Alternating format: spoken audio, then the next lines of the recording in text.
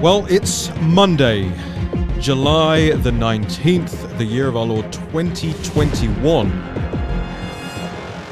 It's Raheem Kassam coming at you live from Washington, D.C. for my sins. Joined in studio by none other than... what's your name again? Natalie Winters is in the house. Finally, both back in the saddle here after a couple of weeks of R&R. Although we have still been researching and writing. Those are two other R's, right? R and W. And I want to say a great big thank you to everybody who has been incredibly helpful over the last couple of weeks, helping us navigate some treacherous waters over here. And to all of those out there who have been joining up and contributing in the last couple of weeks. We'll get to you and read out some of your names later on in this show. But I suppose we have quite a lot to talk about today. Not least because, I leave town, Natalie, for, 10 days or something? Feels like everything just goes to hell. Everything's just gone crazy. Nobody seems to know what's going on. There's a lot going on. And we'll get into some of it right now. I think where I want to start off, Natalie, today is on the story we put up this morning. That is on thenationalpulse.com, ladies and gentlemen. Make sure you go and check it out. Natalie, one of the key themes that is emerging off the back of this latest FEC report is just how many members of Congress and how many people close to the Biden regime are not just philosophically sympathetic to the Chinese Communist Party. They are financially, I won't even say sympathetic, they are financially simps of the Chinese Communist Party. And we have another one of those stories up today, and it really, really resonated with me when I was editing this and publishing it this morning.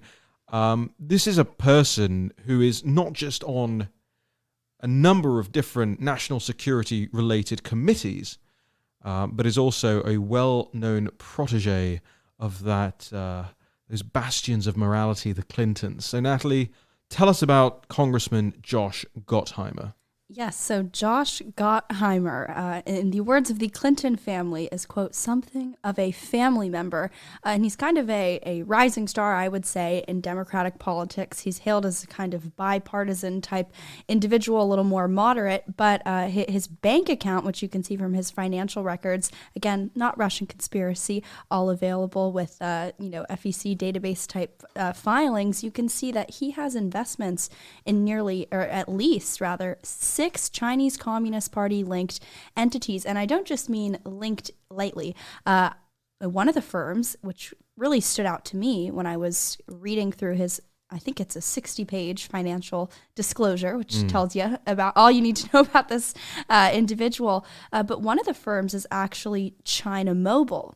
And it might sound, unassuming, just a telephone company, but believe it or not, for over 2 decades, this company, according to the U.S. Department of Defense, has actually collaborated with the People's Liberation Army. Among the other companies are a couple of ETFs. I'm not much of an investment person, but it means you have kind of stock in a variety of companies, and a lot of these are really kind of headquartered and based with Chinese Communist Party linked companies such as Tencent, which has of course been flagged by the U.S. State Department as a, quote, tool of the Chinese government.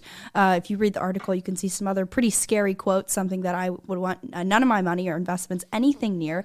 But I think what's so concerning about this, not only is that just he's a high-profile Democrat, and as you said, he serves on 2 national security-related committees. One is the House Financial Services Committee, which he sits on, and its National Security, International Development, and Monetary Policy Subcommittee. But he's also on the House Homeland Security Committee, and this, financial ties that we uncovered, this also comes amidst kind of a months-long back and forth between various levels in the federal government and Wall Street and lobbyists in terms of the delisting of certain Chinese Communist Party owned and operated companies, particularly those with military links. And I really think that this is just a deeply metaphorical and telling story that you have someone who in Congress, a Democratic member, who has the ability to delist Chinese Communist Party linked companies, Chinese military linked companies. And instead of doing that, he's invested in them multiple times for multiple years. And he's not the only one up to no good in this regard. We had another one out last week about Congressman Peter Welch, who's done, something similar there. Welch being, probably best known, pretty, I would say anonymous guy, really, but probably best known for being a hardliner on the Trump-Russia collusion investigations, right? He called for a, quote, full-scale, no-holds-barred investigation into the non-existent links between the Trump 2016 campaign and the Russian government. But he himself is invested in several Chinese Communist Party-owned companies. So let us advance the issue here, because I think sometimes we come at this from different angles, and there are all these sort of different narratives, but they're all in their own stacks. I'm going to go one further here and say that actually, if you investigate the people who were at the forefront of the Trump-Russia fake news collusion narratives, and that includes everybody at CNN and all the people that they've had on, and all of these Democratic representatives, I would say that the projection here is palpable, and it's projection about their own links with a foreign government, that foreign government being the Chinese Communist Party. So tell us about Peter Welch, if you can. Sure. You summarized it quite beautifully, in the sense that he was one of the top voices on the Russia collusion scandal. He posted a video to his YouTube channel, and he tweeted it out multiple times, where, as you said, he calls for a full-scale, no-holds-barred investigation. And for minutes, he goes on. He's on the House floor screaming about how he knows the Trump campaign is in bed with Russia, and it's our duty to the American citizens to get to the bottom of this. And meanwhile, and what I think is particularly telling about Welch, and similar with Gottheimer too, but he purchased these shares in 2019. So it's not like he, bought these many, many, many years ago, which I would still argue the Chinese Communist Party was still very, very bad, even a decade ago. Right. But that's very recent. That's kind of approaching the onset of the pandemic. So I think that that's just particularly egregious with the case of him. But again, these are two ETFs. One of them is the Crane Shares Bocera MSCI China A ETF, and then the Crane Shares CSI China Internet ETF. The first one has a lot of links to, again, there's no such thing as really a private enterprise in China. We've talked about Article 7 of China's national security law, which says that any company that is allegedly privately owned can be requisitioned by the government to achieve really any goal that they deem necessary. I think I described it once as kind of, every company in China is really a dormant state-owned enterprise just waiting to be flipped on. But beyond that, which again, I don't even think we should be at a point where I say beyond that with regards to a Democratic congressman holding stock in a Chinese Communist Party linked ETF. But the other one, the CSI China Internet ETF, a lot of those companies in there, and read the article, you can see the various companies. But those are companies that routinely censor Chinese people at the demands of the Chinese government. Granted, now we're seeing that a lot of American tech companies do that too, and make no mistake, every congressman, it seems to be, I've read a lot of their financial disclosures, are also invested pretty heavily in these big tech companies. But I also think that it's pretty hypocritical to see someone like Peter Welch investing in these Chinese tech companies that are routinely censoring dissidents and activists. And I think I would just add very quickly that this investment in Chinese Communist Party linked entities is not an anomaly. A few months back, we had a story about the Knight Foundation, which I'll do my best to describe in brief, because I think we could probably do a 5-hour podcast on the evils of the Knight Foundation. And we will. We will, yes. But it's kind of for lack of a better word, it's this George Soros linked. It collaborates with the Open Society Foundations, but their really main push is to partner with these so-called fact-checking organizations. They're very involved in kind of the Facebook grift of fact checkers. But what's really interesting about the Knight Foundation is that they are also pretty heavily invested in what are called IDG Excel China Capital 2 and IDG Excel China Growth 3, which these are, again, multi-million-dollar stakes that their financial disclosures reveal that they have investments in. And again, there's the Tencent links there. But what I think is particularly funny about the Knight Foundation, and this was written a long time ago, so I want to get it right, but they were invested, they've retained investments with a private equity fund called Russia Partners. And my favorite part about this, because again, the Knight Foundation was kind of top dog and running these Russia collusion hoax type, conspiracy theories about the Trump campaign.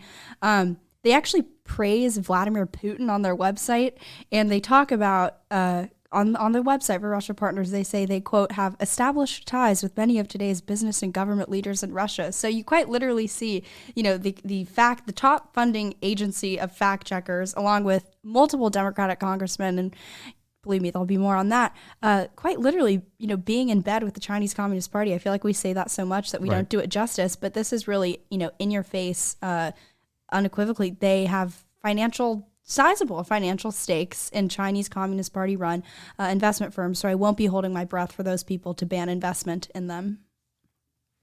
Thank you, Mr. Speaker. After only 24 days in office, President Trump's national security advisor, Michael Flynn, resigned in disgrace. Why? He had direct contact with the Russian ambassador, assuring him, in likely violation of U.S. law, that the Obama sanctions against Russia would be reversed. And then he lied about it. And there is evidence of Trump campaign officials having regular contact with Russian officials. And we know Russia hacked into DNC files and doled out stolen information with the goal of aiding the Trump campaign. So the question is, what is the Russian connection? Congress must do its job. We should conduct a full-scale, no-holds-barred investigation of the links between the Trump campaign and Russian officials. There is a mountain of evidence we cannot ignore. The American people have a right to know, of course. But even more importantly, the enduring strength of our democracy is being tested. Congress must maintain our constitutional protection of checks and balances. Investigate now, investigate fully. I yield back. Well, since you've yielded back, Congressman Welch, Thank you. will take the thank you. Take the rest of the time here, the allotted time, to say I agree that there should be a full investigation. And there was an investigation. There were multiple investigations into Trump and Russia collusion. There was obviously the FBI investigation and the Mueller report, and then there's all the other alphabet agencies. There was the media's investigations. There was the congressional investigations, and so on and so on and so on, right? Found nothing. Almost every premise you heard there from Welch about Russian ties and General Flynn and all of that were outright lies. And they were not just outright lies, but they were actually foreign disinformation themselves. So now let's have an investigation into Peter Welch. And let's have an investigation into Gottheimer. And let's have an investigation into the Knight Foundation. And let's have an investigation into all of these entities that are in bed with the Chinese Communist Party, or are invested with the Chinese Communist Party, whose political careers, whose financial security is tied to the rise of a hostile power. So you had yours from 2016 onwards, you had yours right up until 2020, and in some cases you're still banging on about it. Now it's our turn. So I don't want you to give anything necessarily away here, Natalie, but I do know that in the last couple of weeks, at least myself, I have heard from a lot of people on Capitol Hill, people who work on Capitol Hill and who have started to discover our reporting. I think it is becoming, we are becoming rather well understood here for what we do and how reliable we are. In the last couple of weeks, we are more linked back to by, big corporate news outlets than ever before. Not that I care, but I'm just saying people are noticing things coming out of this office. Call it an office loosely, out of this tent that we have here on Capitol Hill. So I mean, are you having similar conversations? Are you noticing similar things about how people now may want to politically? I hate using the word weaponize because it's not right. It sounds aggressive, but this politically leverage the information that we have been publishing on Capitol Hill. I think so. I've been getting a lot of emails from even staffers from elected officials, Welch and Gottheimer's colleagues, wanting to talk about not just with regards to the Chinese Communist Party financial links of, sitting members of Congress. And of course, this dovetails with the extensive reporting we've done on the ties between the Biden regime and really every aspect of the Chinese government. But also, too, just it feels like forever ago that we were talking about, NIH and Fauci and the Wuhan lab. But I haven't forgotten. But a lot of people, oh, yes. But a lot of people are also really interested in that because I think that the NIH and their kind of sellout to the Chinese Communist Party, particularly the collaboration on research, is really, I think, the most kind of in-your-face example that we've seen of this Chinese Communist Party compromise, or just what it really is it starts out as collaboration, but it inevitably turns into compromise. And I think people are kind of starting to pick up on what kind of my general thesis has been with regards to the rise of China, more precisely the rise of the Chinese Communist Party. But that's, when Joe Biden in 2011 was running around the world, even China, and writing op-eds for the New York Times saying, quote, China's rise isn't our demise. He wasn't talking about America when he was saying our, O-U-R. Right. He was talking about the, permanent political class, the American elites, these Democrat officials, these establishment Republican officials who really have used the Chinese Communist Party to get ahead. And I think that the story about, the bank accounts and the financial disclosures is, again, one of this kind of in-your-face examples where it's too hard to ignore. But I think that there's a lot more nuance to that whole kind of critique of the American elite. And I think people are starting to listen because I think that with the Biden regime and how they're handling China, when you see these, Chinese state-run media outlets outright, threatening America now because they feel enabled to, I think people are kind of understanding the threat, that not the threats, but the kind of danger and the risk of Chinese Communist Party compromise. It's not just something we rail about in the basement here. It has real-life impacts. It's a tent. So on that note, I don't know if you've heard this clip from Joe Biden today yet. Probably not. But I would like to play it to you. It's a little hard to make out, ladies and gentlemen, but just try anything that's not particularly clear. We'll try and clarify here. But I'm going to play this clip for you, Natalie. Mr. President, on China and cyber hacking. She jumps up before you do. Effectively, your administration is naming and shaming China, but no sanctions. Why? And is that effective enough? They're still determining exactly what happened. The investigation is not finished. Thank you all very much.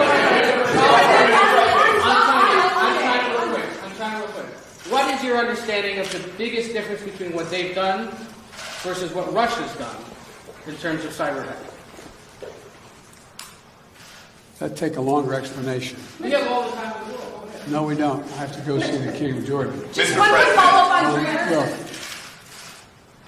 to the best of my knowledge, and I'm getting a report tomorrow morning on this, a detailed report, my understanding is that the Chinese government, not unlike the Russian government, is not doing this themselves, but are protecting those who are doing it, and maybe even accommodating them being able to do it. That may be the difference. Thank you.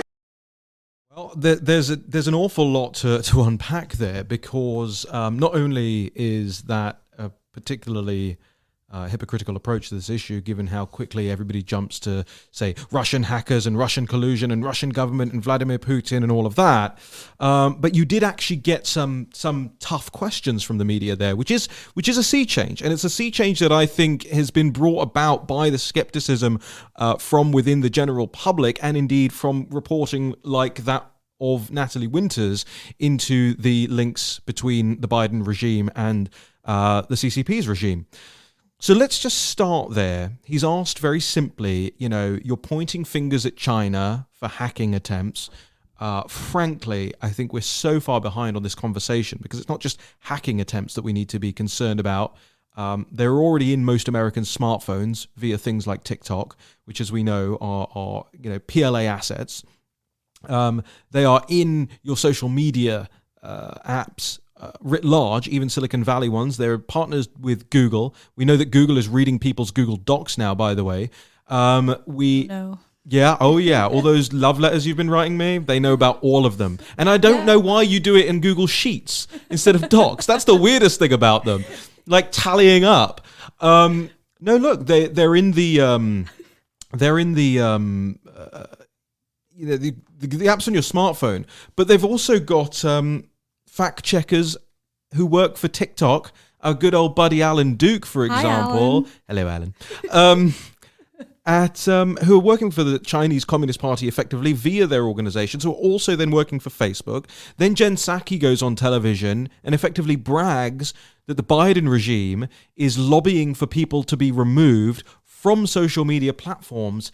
There is no difference between these two now. There is no moral difference between the Biden regime and Xi Jinping's regime. And I truly believe that. And I believe it not least because of the face that Joe Biden made during what he just said there. So, ladies and gentlemen, I've tweeted this out earlier today. I'll put it on Getter and all of the rest as well. But go and look at his face when he's answering these questions, because he smirks. He evidently smirks when he's asked the question, why aren't you sanctioning the Chinese government, when you say they're doing the same things as the Russian government and you always demand sanctions on the Russian government. And then he turns around and he goes, well, of course, we don't really know yet. And they may just be protecting hackers, not actually be the hackers themselves. There's no distinguishable difference in policy when they're dealing with that same thing and Russia, whether it's the Russian government hacking or whether it's the Russian government sponsoring somebody to hack or whether it's the Russian government protecting somebody who hacks. Stop me if I'm boring you here. No, it's riveting. She always, when I go on a rant, ladies and gentlemen, she just gets her laptop out and starts scrolling. Google Docs. Yes, yeah. Scrolling through Taylor Swift albums. But do you see what I mean? He's trying to make a moral distinction or even a strategic distinction here. But I think we both know what's true is that the difference between the Biden regime's response to Russia and the Biden regime's response to China is that the Biden regime is in the pocket of the Chinese Communist Party. Well, exactly. Most of the time when you go on rants, it's because I'm listening to what you're saying and pulling up all of our old stories. I know. I like to give you a hard time. Well, yeah. It's been a while. That is true. It's been a really long time. Yeah. It's also been a long time since we did, extensive we could have told you that this was going to happen, and frankly, I think we did. Yeah. With regards to the issue of cybersecurity and hacking, and that's one issue that I find particularly just confusing as to why, well, no, it's not confusing as to why it happens, but why everyone gets so up in arms and acts like, wow, how could this happen? It's like, well, when all of the companies in the United States that are, whether it's Microsoft, I like to focus on Microsoft because, fun fact, they actually create the operating system that the Chinese government uses. It's called Windows Government China Edition. Really? Literally. Wow. And it's like, wow, I wonder why you guys keep getting hacked. Maybe it's because you're giving them your algorithms and everything, and you're in business with them, and you have contracts with them, and all they want at the end of the day is money, and they know that they're not going to bite the hidden hand, or really not so hidden hand, that feeds them. But I think, particularly, it's you can go very, fine-grained detail with regards to who's advising Joe Biden on this. And I think with this kind of all roads lead to Jake Sullivan, who is, of course, the national security advisor. And I bring him up because, remember, he was a former senior fellow at the Belfer Center. And what does the Belfer Center like to do on weekends? They like to host Chinese Communist Party officials and former People Liberation Army generals to not just host events, which I think it's on weekdays, on weekends, it's the whole on thing. bank holidays, on Christmas Day. Yeah, they're always there. Probably there right now. But they like to hold basically symposiums on cybersecurity where they role play, quote, fictitious cyber scenarios. Both sides work through a fictitious cyber scenario to discuss what their respective governments and companies would do in the face of third-party cyber attack on critical infrastructure. Why would we be role-playing our response alongside the Chinese Communist Party, which overwhelmingly is responsible for issuing all of these attacks? And if you want to say, oh, well, it's not the Chinese government, it's private companies. As we explained previously, there's no such thing as a private company. But just real quick. It's flirting with a rapist is what it's doing. Exactly. I mean, honestly, that is what's going on here. And the problem is we lose sight of how horrendous that is. And that's why I use that analogy, because that's a horrendous analogy, right? But we lose sight of it because we think, oh, it's the government. It's the government, or it's foundations linked to the government or whatever. Yeah, but this is the look, what did Welch say there in that clip? It makes me sick to my stomach when these people say this in this, they say it all breathy. They go, democracy. Oh, democracy. And by the way, future National Pulse podcast will be in ASMR. Yes. but they always, the integrity of our democracy. And meanwhile, what's really happening here, in most cases, is government actors or people who either came from government, went to government, or both. Government funds, grants, researchers, linked doctors, virologists, the whole works are compromising our democracy. Well, and I think that this kind of echoes what we were talking about, feels like forever ago, but on War Room a few weeks back with the whole concept of elite merger, of course, kind of jump-started by Charlie Munger's comments about how, the Chinese Communist Party was correct with regards to what they did to Jack Ma and Alibaba. And I think that this was another kind of relevant story, and it was a Supreme Court advisor to Joe Biden, not an insignificant institution. Right. His well, name. I mean, yeah, well, again, maybe that wasn't a joke. Yeah. His name is Jack Goldsmith, and he wrote an op-ed for The Atlantic in 2020, and the thesis of it, and I say the thesis because this quote comes from the little summary of it, is China was correct with regards to their monitoring and speech control and how they tackle not just social media platforms, but the internet writ large. And I think that this kind of goes back to, again, another one of our central theses. I think it's that, yeah? yeah, but it's also symposia and not symposiums. Okay, so, okay, noted. Just FYI, write that in your little Google Docs. I will. But, it's not hypocritical for these people to be in bed and in business with the Chinese government, because I think at the end of the day, they kind of seek to emulate them, and they're really envious of the not just the authority, but the authoritarian authority and control that they have. It's over, the control. Exactly. Yeah. So I think that this is the narrative that we're starting to tease out more and more, in that it's not just, oh, ha, ha, ha, Nike's so woke, but they do business with the Chinese Communist Party. It's no, it's because Nike is at, its executive level is totally has sold out to the kind of Marxist ideology that's why they're totally okay being in business with the Chinese Communist Party, because what the Chinese Communist Party does to the Uyghurs, I think a lot of those people would be okay with doing to conservatives. And you've seen so many companies They've admitted do it. Yeah. Yeah, they admit it. The companies admit it, but now government has admitted it, right? Jen Psaki said it from the podium. Can you imagine if that was Kayleigh McEnany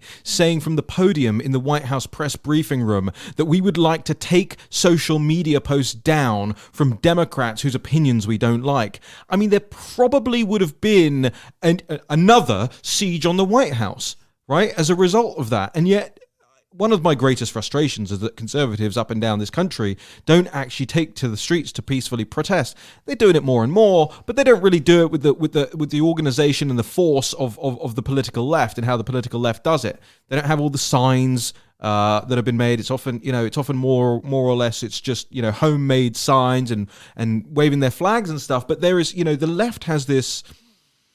What is it? I'm trying to. There's a word that I'm looking for that describes so well how the left is. It's kind of they have a systematic approach to confronting power that they don't like. And we don't have a systematic approach to doing that. We have a very ad hoc approach to confronting power abuse and abuse of power that we don't like.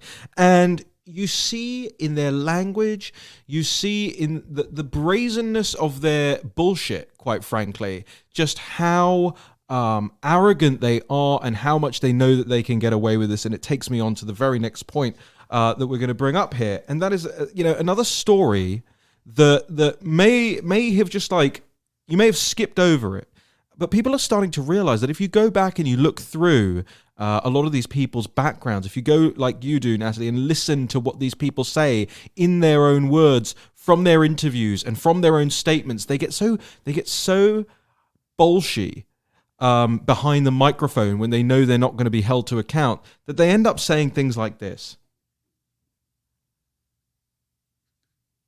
That you think have a viable and sufficiently ambitious integration agenda? And if so, what is it? that laughs at a lot right there. Yeah. I mean, let me just, I'm definitely not an expert on race relations internationally. And it's also hard to look at countries that didn't have, large institutions of slavery and compare them to the United States. The answer is probably going to be surprising that I'm going to give, which is if you want to see the most equal multiracial, it's not a democracy, most equal multiracial country in our hemisphere, it would be Cuba. Cuba has the least inequality between Black and white people of any place really in the hemisphere. That's, the Caribbean. Most of the Caribbean, it's hard to count because the white population in a lot of those countries is very, very small. They're countries run by Black folks. But in places that are truly, at least biracial countries, Cuba actually has the least inequality. And that's largely due to socialism, which I'm sure no one wants to hear. Yeah. So what does that actually imply for us? I mean, if you're a candidate running and you want to have a genuine integration agenda, like what might that look like? Like, what do you think could? What the bloody hell did I just listen to? I don't know. All right, and that's the end of the podcast. If you think my laugh is annoying, I think Oh her laugh is really annoying. Can we? Okay, so first, just who was that? That is, even though she says she's not an expert on international. Well, she's obviously not a bloody expert on it. I mean, she just proved that. She's the woman who's taking every American classroom by storm with her 1619 project, the New York Times, very controversial initiative that alleges that, America's founding was not only built entirely and solely on slavery, but that it was 1619 instead of 1776. Nikole Hannah Jones. Yes, spelled with a K. And let's just each have a go at an impression of her laugh. Here's mine.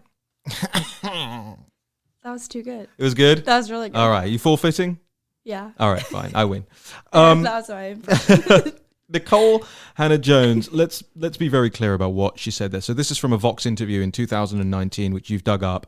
Lots of people now are following on from your reporting, the Daily Mail, Fox News, others. So congratulations. Thank you.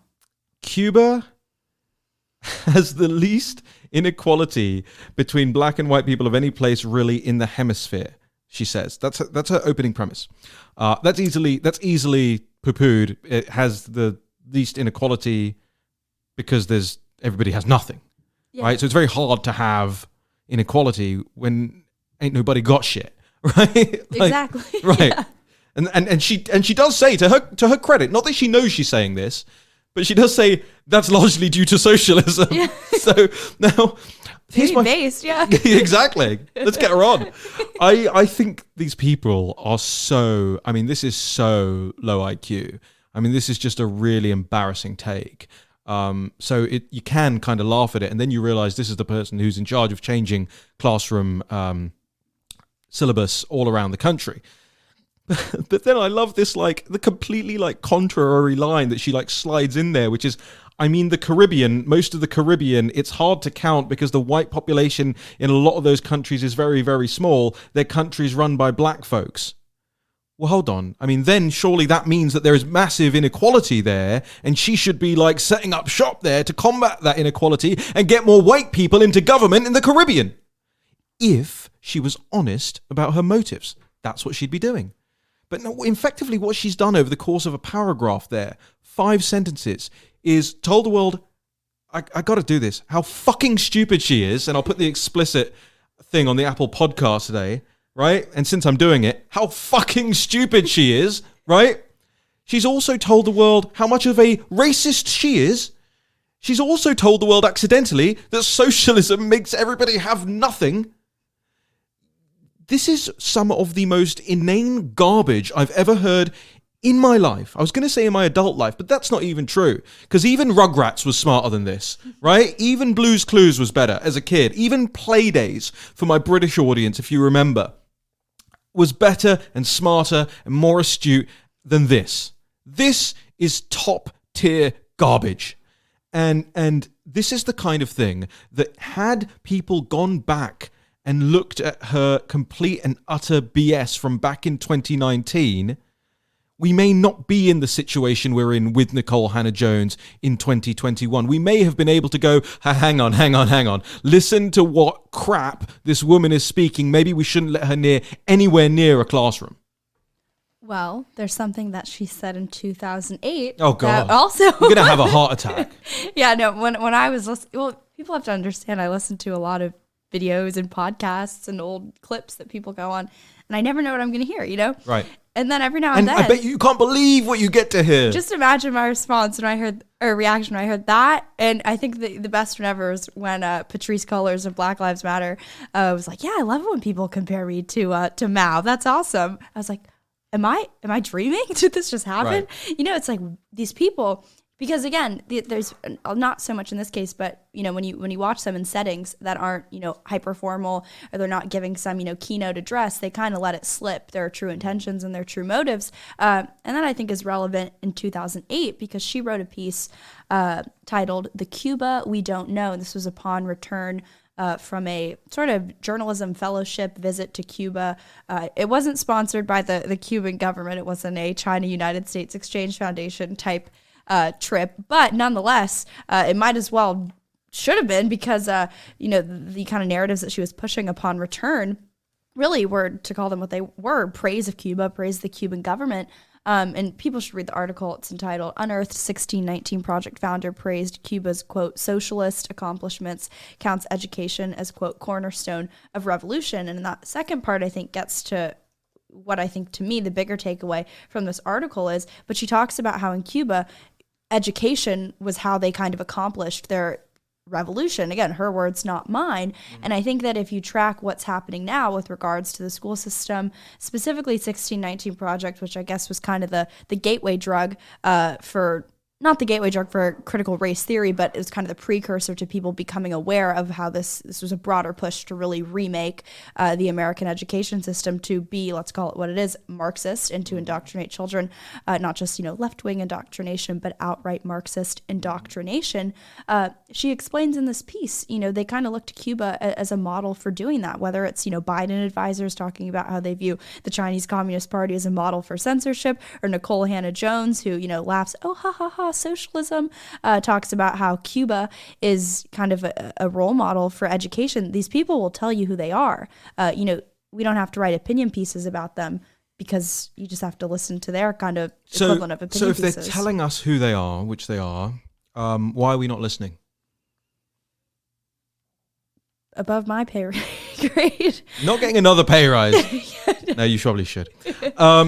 Check your tweets. I just tweeted something at you. And I want you to read this out loud. This is real time, live. She's not seen this yet. Read it out loud for us.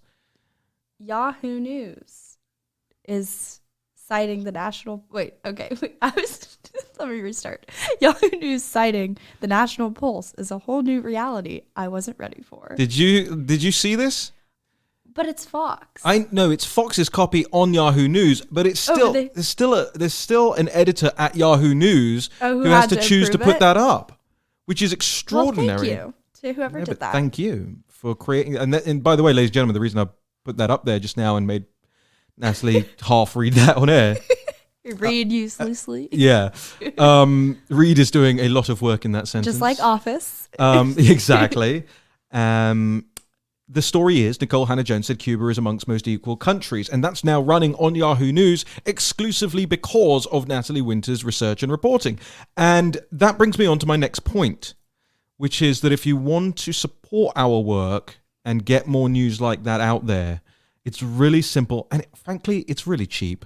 You go to fundrealnews.com. That's our website, fundrealnews.com. It's a side website of the National Pulse, and you just pick, you can do $5 a month. For $5 a month, Natalie can have an acai bowl.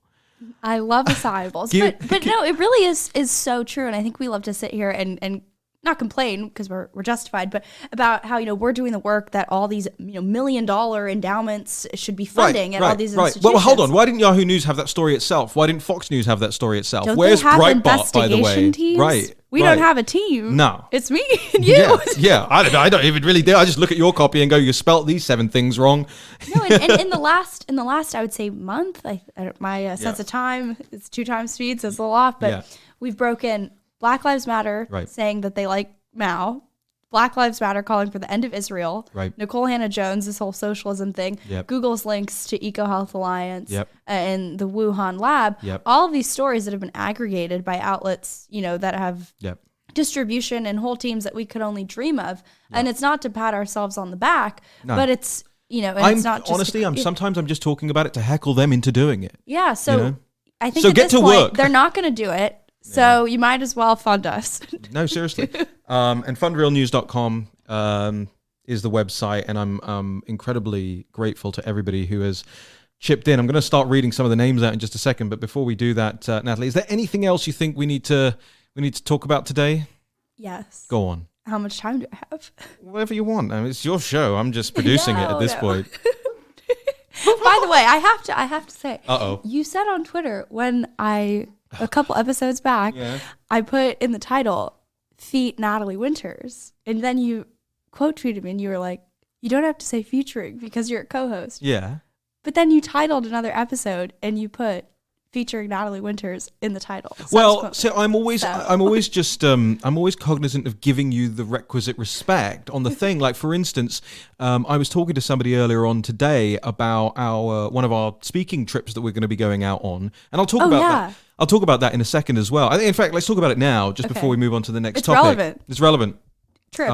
Yeah. I'll put it this way. I think it probably bodes me saying this, even though it's kind of awkward. So the reason I have been away for a couple of weeks is because I will no longer be getting married in October, as was the original plan, and that's okay. Things happen in life. It's it's perfectly amicable, and nothing untoward has happened. It's just not going to happen.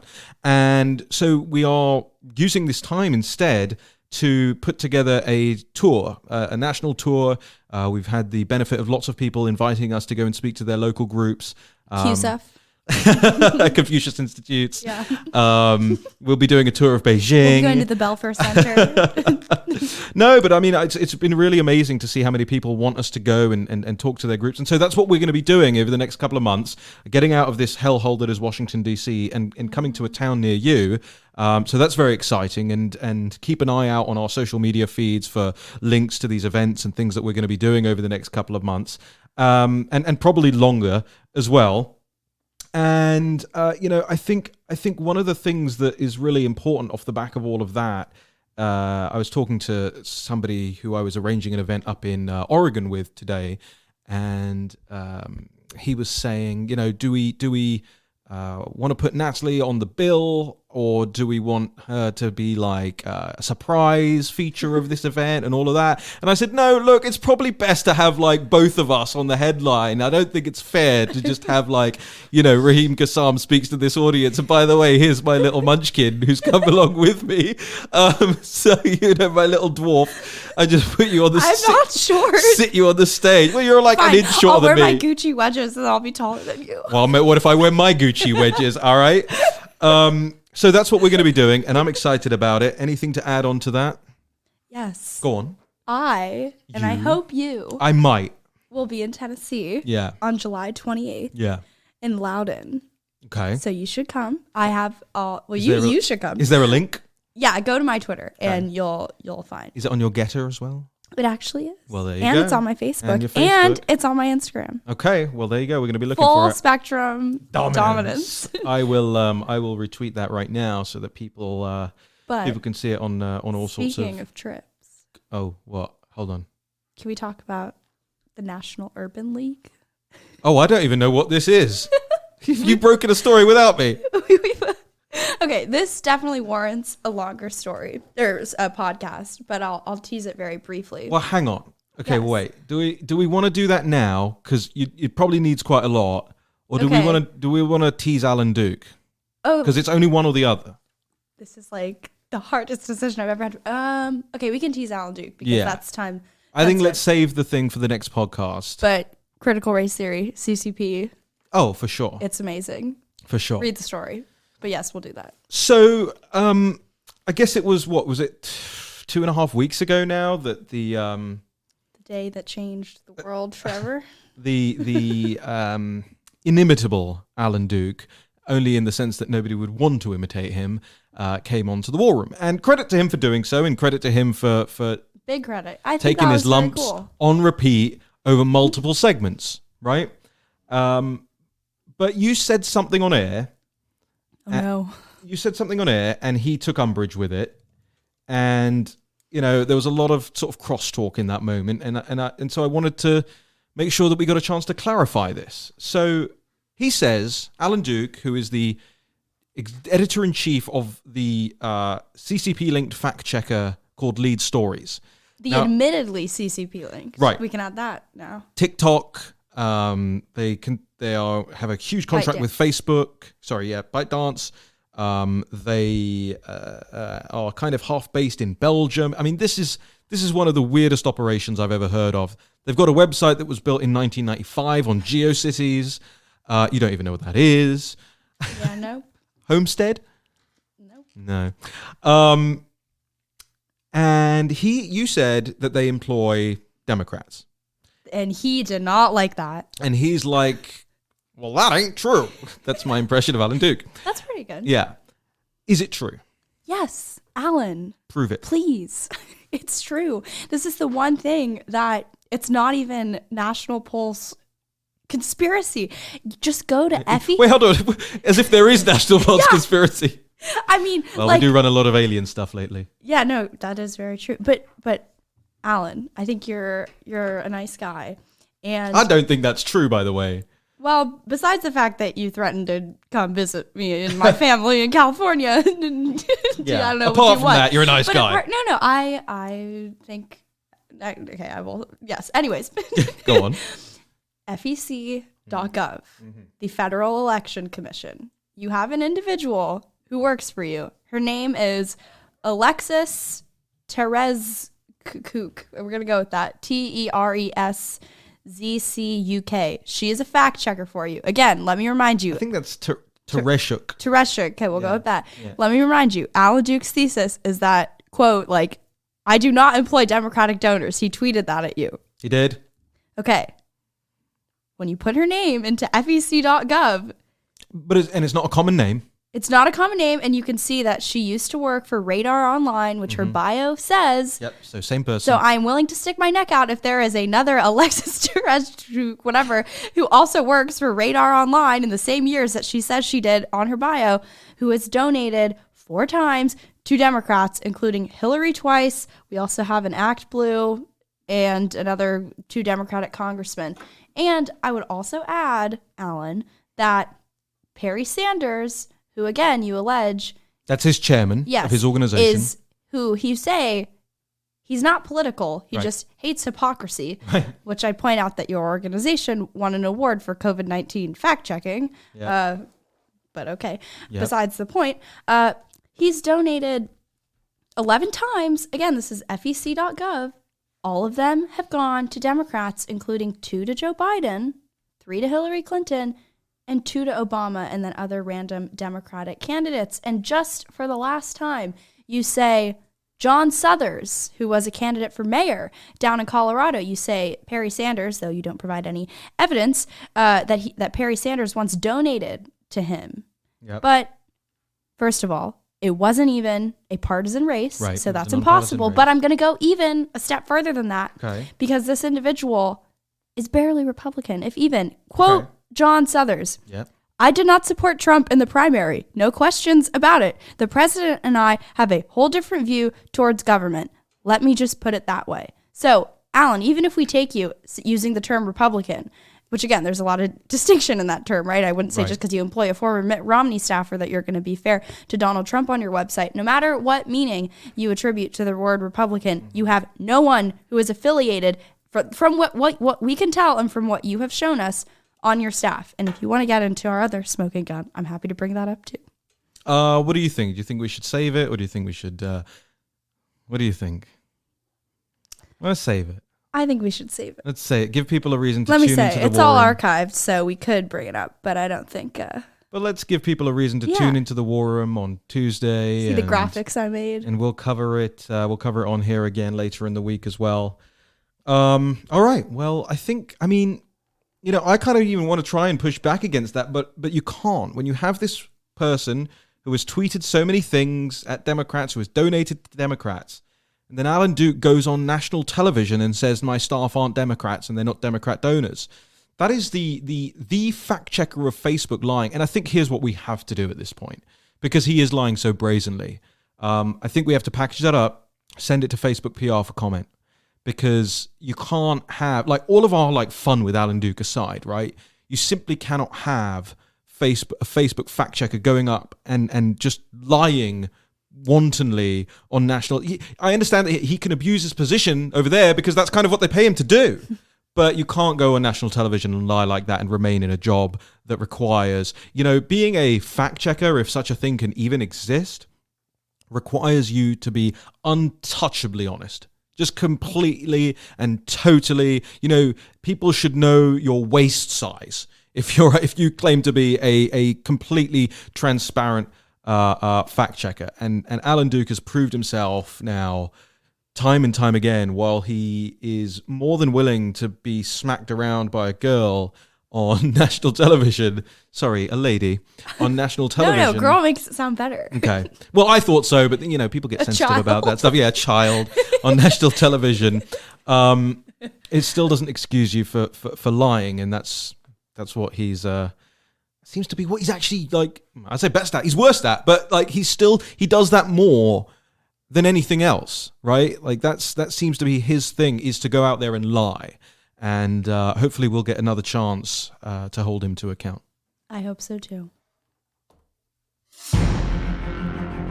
Say goodbye. Goodbye.